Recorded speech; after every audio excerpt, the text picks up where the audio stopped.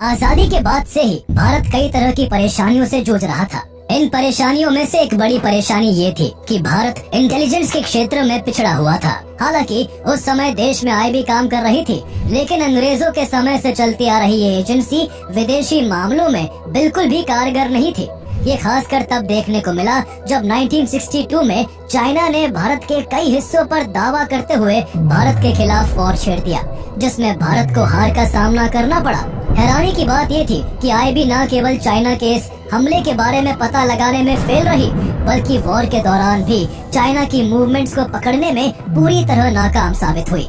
IB का यही हाल 1965 की इंडो पाक वॉर के दौरान रहा। हालांकि इस युद्ध में पाकिस्तान भारत के आगे टिक नहीं पाया, लेकिन इस युद्ध में भी भारत इंटेलिजेंस के स्तर पर काफी कमजोर था। 3 साल में 2 बार फेल होने के बाद आईबी की नाकामियां जग जाहिर थी।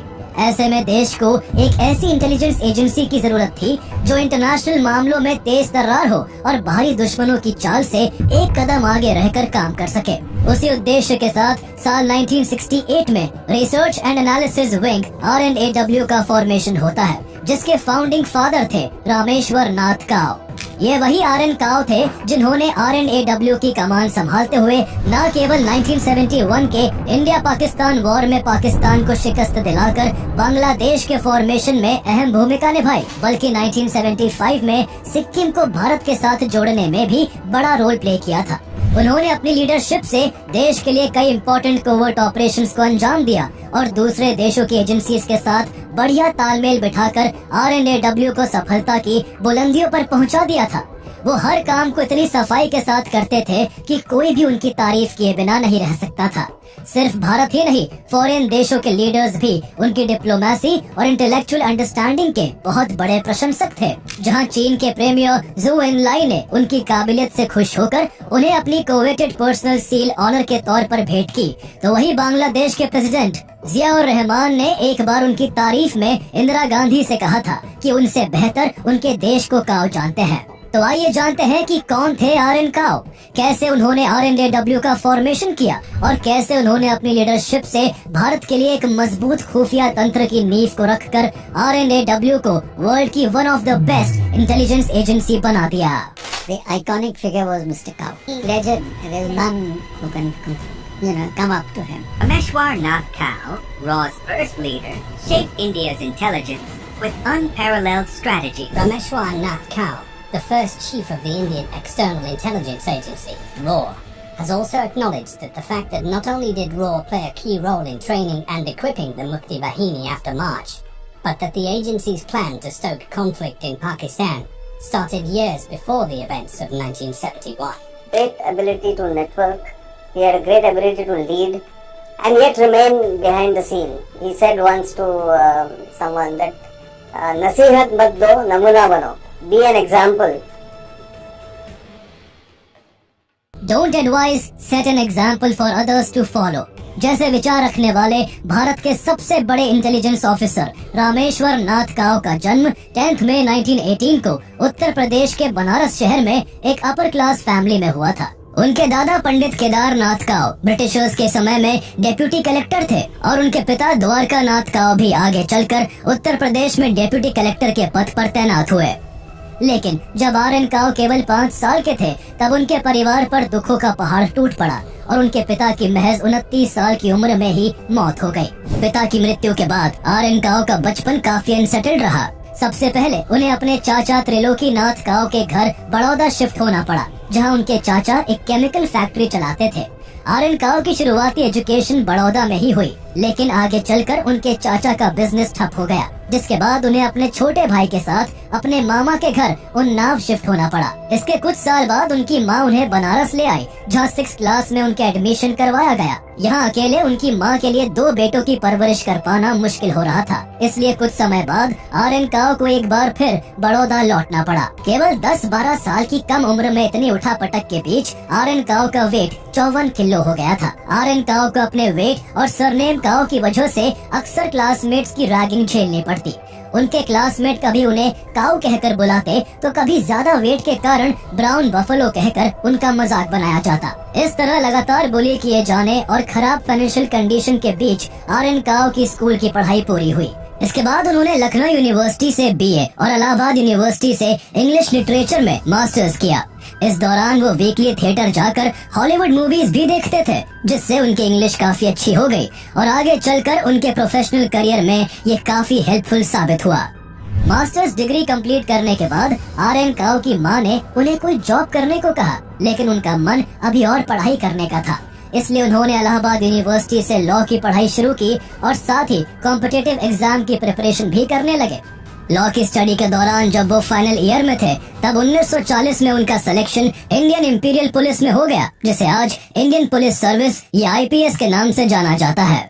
उस समय भारत ब्रिटिशर्स के कब्जे में था, इसलिए पुलिस सर्विस में हायर पोजीशंस पर ज्यादातर ब्रिटिशर्स ही रिक्रूट होते थे। अगर इसमें किसी इंडियन का सिलेक्शन होता तो उन पर कड़ी नजर रखी जाती थी। ऐसे में जब आर.एन. काओ ट्रेनिंग के लिए गए तो उन्हें ब्रिटिश ऑफिसर्स ने खूब परेशान किया। कई बार उनके खाने का मजाक बनाया जाता तो कभी उन पर तंज कसे जाते। ट्रेनिंग के दौरान ही एक बार जब इंडियन फ्रीडम स्ट्रगल पर डिस्कशन हो रहा था, तब प्रिंसिपल ने कहा कि इस बारे में काओ से पूछो, वो ज्यादा अच्छे से बता पाएगा।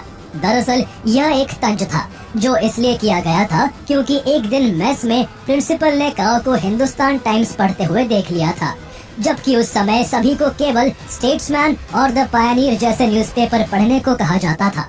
उन दिनों हिंदुस्तान टाइम्स को नेशनल मूवमेंट्स का समर्थक माना जाता था, जो देश में चल रही फ्रीडम एक्टिविटीज की खबरों को डीपली कवर करता था। ट्रेनिंग खत्म होने के बाद आर.एन. काओ की पहली posting assistant superintendent of police ASP के तौर पर कानपुर में हुई और फिर इसके बाद उन्होंने लखीमपुर खीरी का चार्ज संभाला। करीब 6-7 साल की पुलिस सर्विस के दौरान उन्होंने कई जिलों में काम किया।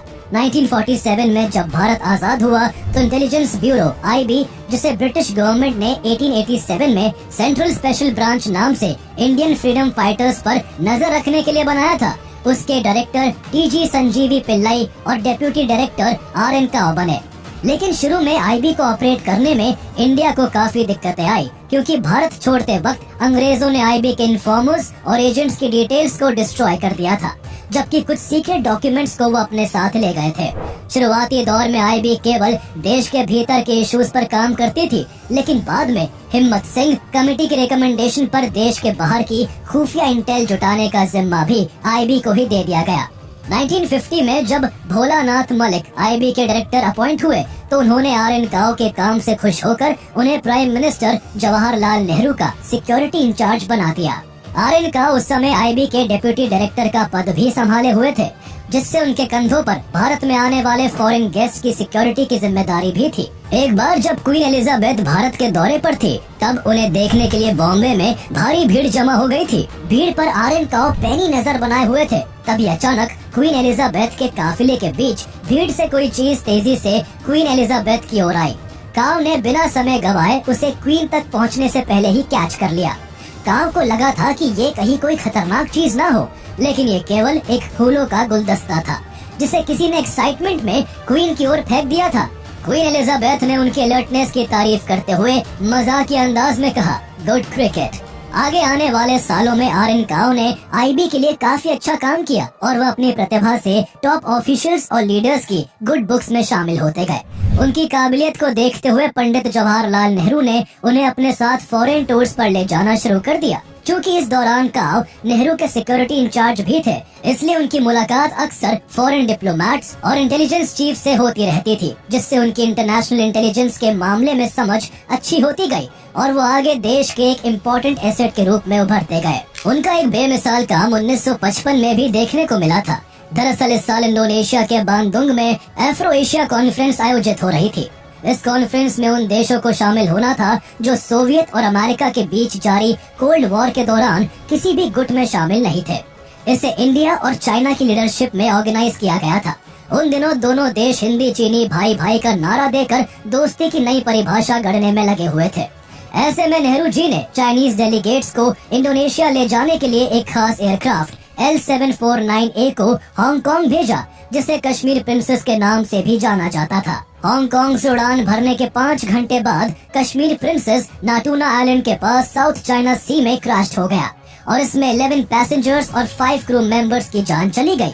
इस प्लेन क्रैश ने सबको हिला कर रख दिया, क्योंकि चाइनीज प्रीमियर ज़ो एनलाई भी इसी एयरक्राफ्ट से इंडोनेशिया जाने वाले थे, जिन्होंने एंड टाइम पर इससे जाना कैंसिल कर दिया था। जहां इस प्लेन क्रैश की साजिश का शक ताइवान और CIA पर था, तो वही भारत भी शक के दायरे में था। प्लेन भारत द्वारा भेजा गया था, इसलिए भारत पर भी उंगली उठने लगी थी कि कहीं चाइनीज प्रीमियर ज़ो एनलाई को मरवाने के लिए भारत सरकार ने तो ये साजिश नहीं रची थी। ऐसे में फिर इन्वेस्टिगेशन कर इसके असल जिम्मेदार का पता लगाना बेहद जरूरी हो गया था। इसकी जांच की जिम्मेदारी भी भारत ने ही उठाई। इंडियन गवर्नमेंट ने इस इन्वेस्टिगेशन का काम RN काओ को सौंपा। देश के बाहर इंटेलिजेंस ऑफिसर के रूप में काओ का ये पहला इंटरनेशनल केस था, जिसमें वो कई देशों के इंटेलिजेंस ऑफिसर्स के साथ मिलकर काम करने वाले थे। ये केस काफी सेंसिटिव और कॉम्प्लिकेटेड था, क्योंकि Kashmir princess American made aircraft था, जिसे इंडिया ओन करता था। वही हांगकांग यानी जहां से प्लेन टेक ऑफ हुआ, वो उस समय ब्रिटिशर्स के कब्जे में था, और प्लेन क्रैश की घटना इंडोनेशिया में हुई थी, जिसमें मरने वाले सभी लोग चाइना के थे। इस वजह से इंडिया, चाइना, ब्रिटेन, इंडोनेशिया और अमेरिका पांचों देशों में हड़कंप मचा हुआ था। इस उलझे केस को सुलझाने के लिए RN काओ ने हांगकांग पहुंचते ही इस घटना से जुड़ी हर छोटी से छोटी चीज को बड़े ध्यान से इन्वेस्टिगेट करना शुरू किया। इस दौरान वो ब्रिटिश, चाइनीज और अमेरिकन इंटेलिजेंस ऑफिसर्स और एजेंट्स के कांटेक्ट में आए, जिससे इंटेलिजेंस की दुनिया में उनका एक बड़ा नेटवर्क बन गया, जो आने वाले दिनों में RN काओ के लिए बहुत काम आने वाला था। कश्मीर प्रिंसेस इन्वेस्टिगेशन पर RN काओ ने करीब 6 महीने तक काम किया, जिसमें पता लगा कि प्लेन में बॉम्ब प्लांट ताइवान की कुओमिंटांग गवर्नमेंट ने करवाया था, जो इससे पहले भी कई बार ज़ो एनलाई को मारने की प्लानिंग कर चुकी थी। RN काओ ने अपनी इन्वेस्टिगेशन में इस प्लेन क्रैश के हर एक रहस्य से पर्दा उठा दिया था। प्लेन में बम रखने वाले शख्स से लेकर इस पूरी साजिश के मास्टरमाइंड तक के कच्चे चिट्ठे उन्होंने सबके सामने खोल कर रख दिए थे। उनकी इस काबिलियत से चाइना के प्रीमियर ज़ो एनलाई इतने खुश हुए कि उन्होंने अपनी कोवेटेड पर्सनल सील उन्हें ऑनर के तौर पर दी थी। इस पूरी इन्वेस्टिगेशन के दौरान उन्होंने अलग अलग देशों के बीच हाई लेवल पॉलिटिकल और डिप्लोमेटिक टसल को करीब से देखा था, जिससे उन्हें साउथ ईस्ट एशिया को अच्छे से जानने का मौका मिला। RN काओ ने अपने काम की बदौलत नेहरू जी का भरोसा जीत लिया था, और वो उनके लगभग हर विजिट पर साथ रहने लगे थे। साल 1957 में RN काओ नेहरू जी के साथ कॉमनवेल्थ प्राइम मिनिस्टर्स कॉन्फ्रेंस को अटेंड करने लंदन गए, जहां उन्हें इंटेलिजेंस का एक बड़ा काम मिलने वाला था। दरअसल इस मीटिंग के दौरान घानाइयन प्राइम मिनिस्टर क्वामे नक्रुमा ने नेहरू जी से घाना में एक्सटर्नल इंटेलिजेंस सर्विस शुरू करने में हेल्प करने की रिक्वेस्ट की थी। इस काम की जिम्मेदारी RN काओ को ही दी गई, जिन्होंने घाना की मदद कर उसकी इंटेलिजेंस एजेंसी को एस्टैब्लिश करने में एक बड़ा रोल निभाया। इधर 1962 में हुई इंडिया चाइना वॉर में भारत की हार के बाद इंटेलिजेंस ब्यूरो के अंदर काफी चेंजेस किए जा रहे थे, क्योंकि इस जंग में IB के खराब परफॉर्मेंस ने भारत सरकार को चिंता में डाल दिया था।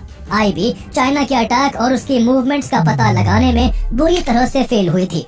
इस युद्ध में भारत द्वारा एयर फोर्स का इस्तेमाल सिर्फ इसलिए नहीं किया गया था क्योंकि इसके बदले में चाइना की तरफ से भी एयर फोर्स को युद्ध में उतारने का डर था, जबकि स्थिति बिल्कुल उल्टी थी। जिस इलाके से चाइना युद्ध लड़ रहा था, वहाँ उसके पास ढंग का कोई एयर बेस तक नहीं था, जहाँ से वो अपने एयरक्राफ्ट को ऑपरेट कर पाता। IB समय रहते इस इम्पोर्टेंट इंफॉर्मेशन को जुटाने में नाकाम साबित हुआ था। चीन की तरफ से भविष्य के खतरों को देखते हुए IB के अंडर 2 नई ऑर्गेनाइजेशंस, एविएशन रिसर्च सेंटर यानी ARC और स्पेशल फ्रंटियर फोर्स यानी SFF को जोड़ा गया। RN काओ को आर्क का हेड बनाया गया। साथ ही उन्होंने चीन से लगे हुए इंडियन बॉर्डर्स को सेफगार्ड करने के लिए BN मलिक के साथ मिलकर सशस्त्र सीमा बल यानी SSB के फॉर्मेशन में भी बड़ी भूमिका निभाई। इस बीच IB के एजेंट्स और ऑफिसर्स ने अमेरिकन इंटेलिजेंस एजेंसी CIA के साथ भी मिलकर काफी काम किया। चीन से जंग लड़ने के जस्ट 3 साल बाद 1965 में पाकिस्तान ने कश्मीर को हड़पने की एक और कोशिश कर 1965 इंडो पाक वॉर की नींव रख दी। इस वॉर में भी IB कुछ खास नहीं कर सकी। IB न केवल पाकिस्तान के ऑपरेशन जिब्राल्टर और ऑपरेशन ग्रैंड स्लैम को शुरू होने से पहले भापने में फेल रही, बल्कि युद्ध के दौरान भी कच्छ और कश्मीर रीजन में मैसिव पाकिस्तानी इन्फिल्ट्रेशन को डिटेक्ट करने में नाकाम साबित हुई। 3 साल में 2 बड़ी फेलियर के बाद एक्सटर्नल मैटर्स के लिए एक अलग इंटेलिजेंस एजेंसी बनाए जाने की मांग जोर पकड़ने लगी। सरकार समझ चुकी थी कि कोई भी जंग जीतने के लिए केवल हथियार ही काफी नहीं होते, कई बार जंग दिमाग से भी लड़ी जाती है। इसलिए देश में अब एक ऐसी स्पेशलाइज्ड ऑर्गेनाइजेशन की जरूरत थी जो देश के बाहर बैठे दुश्मनों पर बारीकी से नजर रख सके और बाहरी देशों की खुफिया जानकारी और आने वाले खतरों का समय रहते पता लगाकर सरकार तक पहुंचा सके। 1966 में इंदिरा गांधी ने देश की प्राइम मिनिस्टर बनते ही एक ऐसी ही इंटेलिजेंस एजेंसी बनाने की योजना पर काम शुरू कर दिया। उस समय पीएन हक्सर इंदिरा गांधी के प्रिंसिपल सेक्रेटरी थे और उनके हर डिसीजन में हक्सर की बड़ी भूमिका होती थी। पीएन हक्सर, जो कभी इलाहाबाद यूनिवर्सिटी में आर.एन. काओ के सीनियर हुआ करते थे, साथ ही दोनों कश्मीरी पंडित भी थे, जिससे उनके बीच अच्छी जान पहचान और गहरी दोस्ती थी। हक्सर ने आर.एन. काओ के इंटरनेशनल इंटेलिजेंस नेटवर्क को ध्यान में रखते हुए इंदिरा गांधी को नई एजेंसी की फॉर्मेशन के लिए आर.एन. काओ का नाम सुझाया। आर.एन. काओ कई सालों तक नेहरू जी के सिक्योरिटी इंचार्ज रह चुके थे, इसलिए इंदिरा गांधी ने भी काओ की शानदार एबिलिटीज को काफी करीब से देखा था। Finally RN. काओ को नई एजेंसी की फॉर्मेशन का काम सौंपा गया और जल्द ही इसका एक ब्लूप्रिंट तैयार करने को कहा गया। कुछ महीनों की गहरी रिसर्च के बाद उन्होंने CIA की तरह वर्क करने वाली इंटेलिजेंस एजेंसी का एक डिटेल्ड ब्लूप्रिंट पेश किया। गवर्नमेंट ने भी इसे मंजूरी दे दी, जिससे 1968 में research and analysis wing R&AW का फॉर्मेशन हुआ और ऑपरेशंस को लीड करने की जिम्मेदारी आर.एन. काओ को देते हुए उन्हें R&AW का हेड बनाया गया। शुरू में R&AW में कई ब्यूरोक्रेट्स भी काम कर रहे थे, जो आर.एन. काओ से कंट्रोल छीनने की कोशिश में लगे हुए थे। इस गुटबाजी के कारण फॉर्मेशन के केवल कुछ महीने बाद ही R&AW ब्यूरोक्रेटिक टसल का अखाड़ा बनकर रह गया। ऐसे में आर.एन. काओ ने इस इशू को उठाते हुए कहा कि कोई भी इंटेलिजेंस ऑर्गेनाइजेशन इस तरीके से काम नहीं कर सकती है। इसे सही से ऑपरेट करने के लिए R&AW हेड को फुल पावर मिलनी चाहिए। इस डिटेलिंग के बाद इंदिरा गांधी ने इसमें इंटरफेयर करते हुए R&AW के हेड के पद को कैबिनेट का हिस्सा बना दिया, जिन्हें किसी भी केस को लेकर डायरेक्ट प्रधानमंत्री को ही रिपोर्ट करना था। इससे R&AW को अपने तरीके से ऑपरेट करने के लिए आर.एन. काओ को फुल हैंड मिल गया। R&AW का जब फॉर्मेशन हुआ था, तब शुरू में IB की ही फॉरेन डेस्क को R&AW में ट्रांसफर कर दिया गया था, लेकिन आर.एन. काओ के हाथ में फुल कंट्रोल आने के बाद IB को एक्सटर्नल मैटर्स से मुक्त कर दिया गया और देश के बाहर के सभी इंटेलिजेंस के कामों की पूरी जिम्मेदारी R&AW के हाथों में आ गई, जिसे मजबूत बनाने के लिए आर.एन. काओ ने कड़ी मेहनत कर एक ऐसी बेहतरीन टीम तैयार की जो हर तरीके से सक्षम थी। इस ऑर्गेनाइजेशन का हर एक एजेंट बिना अपनी जान की परवाह किए देश के लिए कुर्बान होने को तैयार था। आर.एन. काओ ने ऑपरेशंस को अंजाम देने वाले एजेंट्स की पहचान को भी सीक्रेट रखना मैंडेटरी कर दिया था। अथॉरिटी को सबमिट की जाने वाली रिपोर्ट्स में भी ऑपरेशंस में शामिल लोगों के नाम रिवील नहीं किए जा सकते थे। कितना भी बड़ा ऑफिसर क्यों ना हो, ऑफिस के बाहर वो अपना डेजिग्नेशन और नेम प्लेट इस्तेमाल नहीं कर सकता था। उस वक्त R&AW में काम करने वाले एजेंट्स के लिए केवल 2 ही डेजिग्नेशन थे, जिनमें सीनियर ऑफिसर को सेक्रेटरी और जूनियर ऑफिसर्स को अंडर सेक्रेटरी के नाम से जाना जाता था।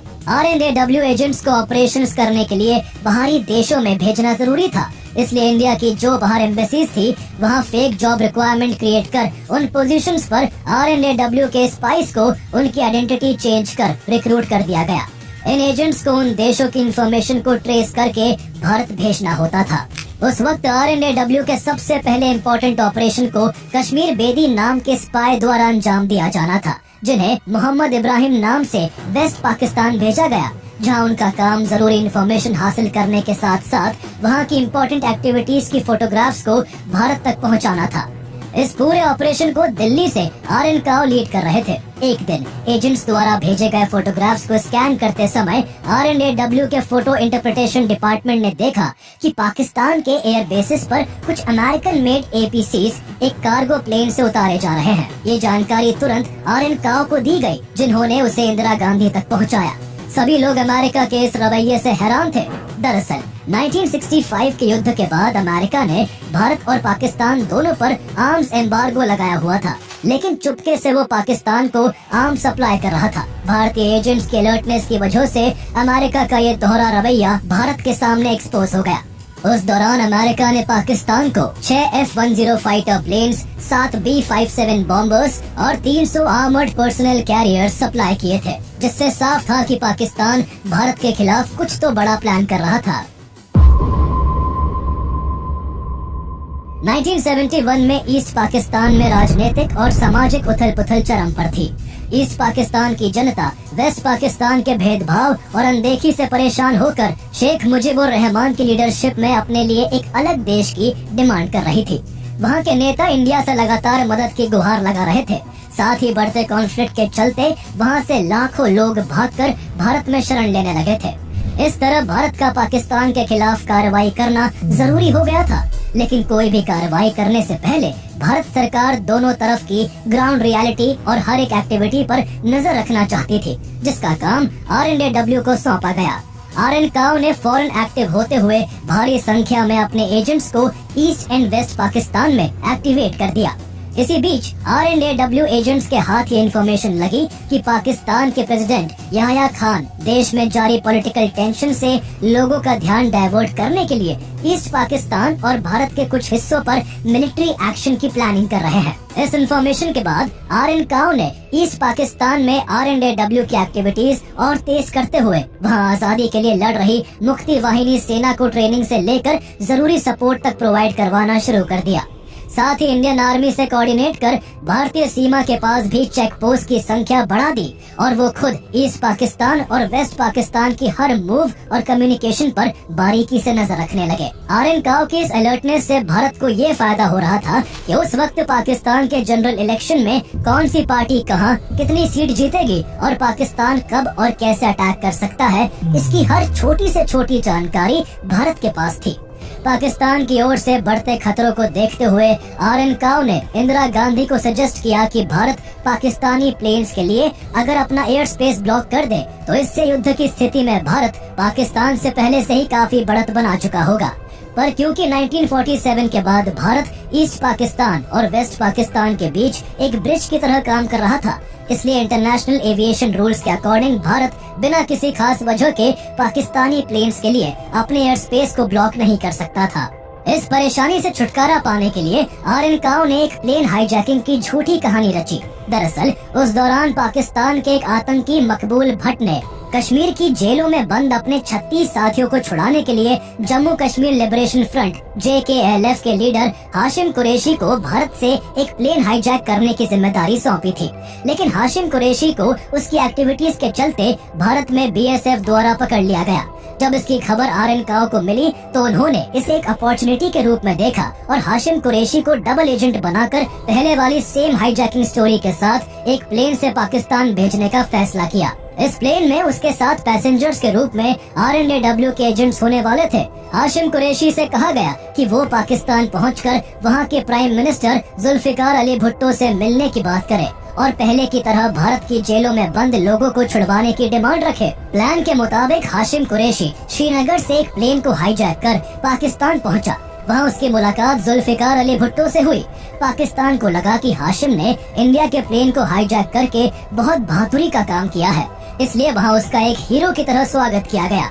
जल्दी ही उसकी जुल्फिकार अली भुट्टो के साथ की फोटो मीडिया में वायरल हो गई, जिससे भारत ने बड़ी चालाकी से पाकिस्तान पर हाईजैकिंग का आरोप लगाकर पाकिस्तानी विमानों को अपने एयर स्पेस में घुसने से रोक दिया। ये RN काओ का मास्टर स्ट्रोक साबित हुआ, जिसके बाद वेस्ट पाकिस्तान के प्लेन्स को श्रीलंका घूमकर ईस्ट पाकिस्तान जाना था, जिससे पाकिस्तान को पैसे और समय की बर्बादी तो होने ही वाली थी, साथ ही वो भारत की इस चाल में फंसकर अपनी आधी जमीन से भी हाथ धोने वाला था।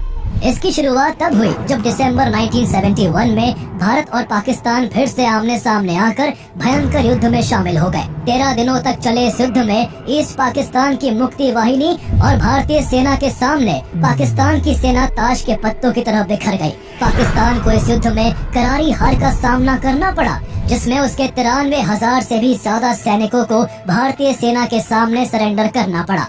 इसके चलते पाकिस्तान को मजबूरन ईस्ट पाकिस्तान को अलग कर बांग्लादेश के रूप में एक नया देश स्वीकार करना पड़ा।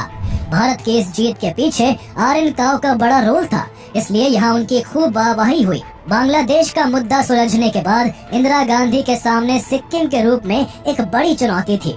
तब सिक्किम भारत का प्रोटेक्टोरेट बना हुआ था।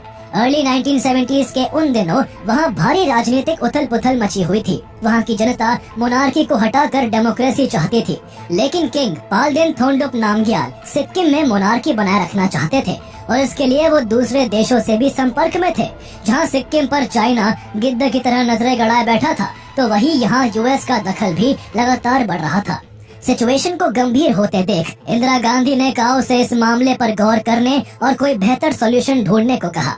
आरएन काओ इस मामले में पहले डिप्लोमेसी से काम लेना चाहते थे। इसके लिए उन्होंने RNDW के जॉइंट डायरेक्टर PN बनर्जी के साथ मिलकर एक प्लान तैयार किया कि सबसे पहले सिक्किम में किंग पाल्डेन थोंडुप नामग्याल के खिलाफ खड़ी पॉलिटिकल पार्टीज को यूनाइट करते हुए प्रोटेस्ट को तेज कर राजा की ताकत को कम किया जाए। इसके बाद जब वहाँ सिचुएशन से निपटने के लिए राजा भारत से मदद मांगे, तब वहाँ भारत की तरफ से मिलिट्री इंटरवेंशन किया जाए।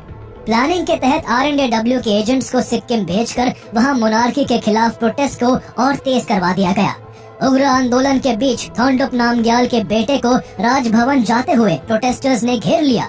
ऐसे में उनके बॉडीगार्ड्स ने प्रोटेस्टर्स पर गोली चला दी, जिसमें 2 लोगों की जान चली गई।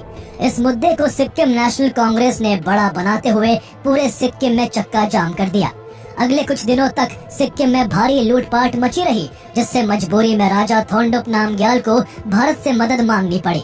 इसके बाद सिक्किम और भारत के बीच एक एग्रीमेंट हुआ, जिसके अनुसार सिक्किम की पुलिस अब इंडियन आर्मी के अंडर आ गई थी। वहाँ के एडमिनिस्ट्रेशन को अपने अंडर में लेने के बाद आरएन काओ सिक्किम की विधानसभा में मेजोरिटी चाहते थे, जो सिक्किम को भारत से जोड़ने के पक्ष में हो। कुछ महीनों बाद हुए इलेक्शन में उनकी मेहनत रंग लाई और विपक्षी पार्टी सिक्किम नेशनल कांग्रेस ने जीत हासिल की, जिसके बाद the government of Sikkim act पारित कर सिक्किम को भारत का एसोसिएट स्टेट बना दिया गया। लेकिन तब भी वहाँ का किंग गद्दी और राजमहल छोड़ने को तैयार नहीं था।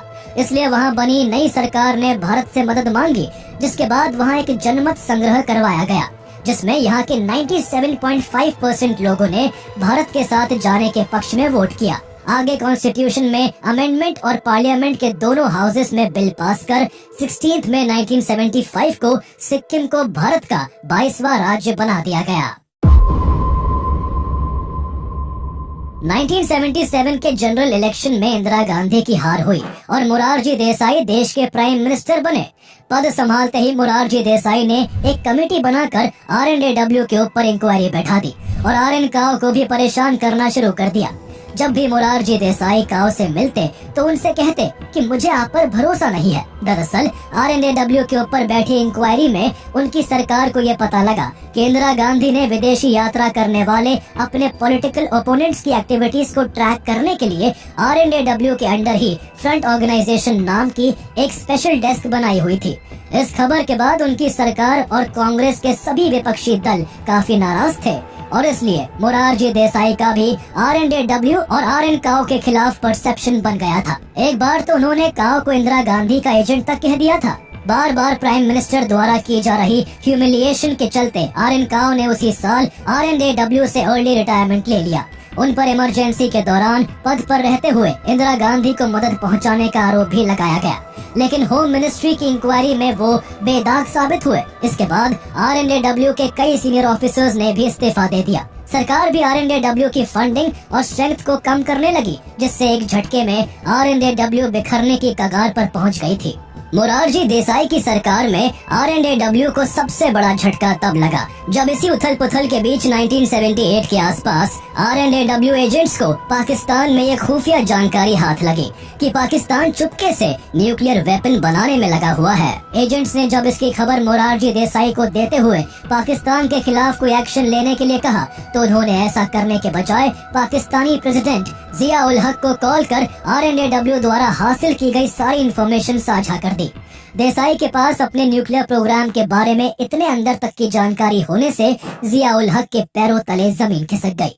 उन्होंने फौरन अपनी इंटेलिजेंस एजेंसी को एक्टिव कर पाकिस्तान में सभी RNDW के एजेंट्स को ढूंढकर खत्म करने का आदेश दे दिया, जिससे सैकड़ों RNDW एजेंट्स को अपने प्राइम मिनिस्टर की गलती की कीमत अपनी जान देकर चुकानी पड़ी। अगर सरकार आरएन काओ और RNDW के साथ सही से कोऑपरेट करती तो शायद पाकिस्तान कभी न्यूक्लियर वेपन्स बना ही नहीं पाता। आगे चलकर इंदिरा गांधी ने जब दोबारा सत्ता में वापसी की तो उन्होंने RNAW को फिर से मजबूत करने के साथ साथ RN काओ को भी फिर से देश को अपनी सेवाएं देने के लिए इंसिस्ट किया, जिसके बाद उन्हें 1981 में प्राइम मिनिस्टर का सिक्योरिटी एडवाइजर बना दिया गया। इस दौरान उन्होंने भविष्य के खतरों को देखते हुए policy and research staff PARS का फॉर्मेशन भी किया, जो आगे चलकर नेशनल सिक्योरिटी काउंसिल सेक्रेटरीट यानी NSCS के फॉर्मेशन का कारण बना। 1984 में इंदिरा गांधी की हत्या के बाद राजीव गांधी देश के अगले प्राइम मिनिस्टर बने। इस दौरान भी वो सिक्योरिटी एडवाइजर बने रहे। उस समय देश दंगों की आग में चल रहा था और ऊपर से देश में आतंकी हमले भी काफी बढ़ गए थे। देश की सिक्योरिटी को ध्यान में रखते हुए 1986 में जर्मनी के GSG-9 और ब्रिटेन के SAS के पैटर्न पर भारत में एक special force national security guard यानी NSG की स्थापना की गई, जिसमें काव की अहम भूमिका थी। अपने अंतिम दिनों में काव अपनी पूरी फैमिली के साथ दिल्ली के वसंत विहार में रहते थे। वो रिटायरमेंट के बाद भी देश की सुरक्षा को लेकर काफी सजग थे। National security analyst Nitin Gokhale, जिन्होंने उनकी जिंदगी पर एक किताब RN काव जेंटलमैन स्पाई मास्टर लिखी, उन्होंने बताया कि RN काव ने अपने आखिरी दिनों में बातचीत के कुछ टेप्स रिकॉर्ड किए थे, जिनमें बांग्लादेश की आजादी, सिक्किम के भारत से विलय और इंदिरा गांधी की हत्या से जुड़ी कई सीक्रेट इन्फॉर्मेशंस थी। उनके साफ इंस्ट्रक्शंस थे कि उन्हें 2025 तक पब्लिक ना किया जाए। उन टेप्स के ट्रांसक्रिप्शंस तब से आज तक दिल्ली के Nehru memorial museum and library में सुरक्षित रखे हुए हैं। उन्होंने अपने पूरे प्रोफेशनल करियर के दौरान कभी अपने काम का श्रेय नहीं लिया। उन्हें पर्दे के पीछे रहकर काम करना इतना पसंद था कि उन्होंने अपनी जिंदगी में केवल एक बार ही मीडिया को इंटरव्यू दिया था। 1996 में जब बांग्लादेश के फॉर्मेशन को सेलिब्रेट करने के लिए आयोजित एक सभा में वो सबसे पिछली सीट पर बैठे हुए थे, तब उनकी शानदार पर्सनालिटी के चलते एक बांग्लादेशी जर्नलिस्ट ने उन्हें पहचान लिया। वो काव से कहने लगा कि आपके चलते ही बांग्लादेश की आजादी संभव हो पाई थी, आपको तो मंच पर होना चाहिए। पहचान लिए जाने से वो इतने परेशान हुए कि वो मौका पाकर उस मीटिंग से उठकर चले गए। दशकों तक पर्दे के पीछे रहकर बिना कोई क्रेडिट लिए देश के लिए काम करने वाले भारत के इस जेंटलमैन स्पाई मास्टर ने 20 जनवरी 2002 को दुनिया को अलविदा कह दिया। अपने फाउंडर के ऑनर में RNAW ने RN काव मेमोरियल लेक्चर की शुरुआत की, जो हमेशा उनके महान योगदानों की हमें याद दिलाता रहेगा।